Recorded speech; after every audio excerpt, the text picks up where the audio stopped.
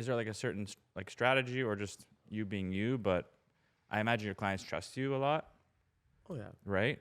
I mean, to stand at the front door and say, guys, this one's not it. For sure. And they're like, okay, let's go to the next one. Mm-hmm. And this is not like a one-time thing. I just did this a few weeks ago with clients who my buyers who I'm going out with right now. So how do you acquire that though? Like, is that something that you learned over time? Because there's probably realtors out there who are just struggling. It's like they've been taking their buyer out, spinning their tires for like months, and they have no control. Yeah.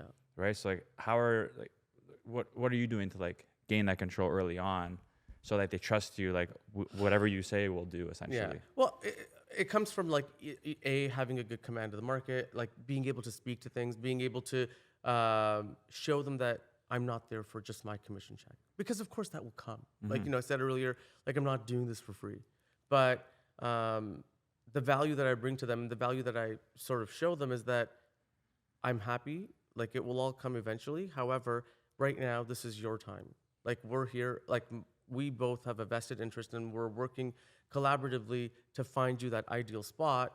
And my monetary gain, my personal gain is secondary to me. And as soon as they realize that, they're like, okay, this guy's on our side. The guy that's telling you, okay, change the floors, change the windows, change the doors, change the roof, change whatever, that's the person who's working for themselves. Because they're like, I don't want to show you one more house, just buy this darn thing. Yeah. And let's let's put a nail in this coffin. But like, it's like, no, I'm like, I'll show you 100 homes. Yeah. Or we can, I've gone out, I was hosting an open house in Liberty Village. This is like, feels like 100 years ago, but I'd say at least a decade ago.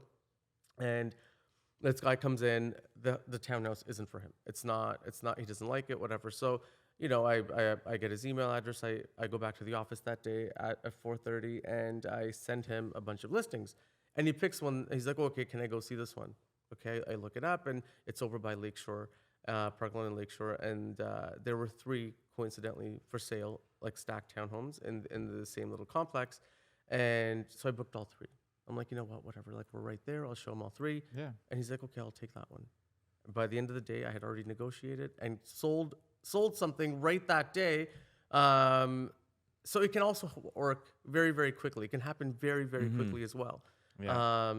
But it's just, I don't know, empowering your clients and making them realize that you're there for them.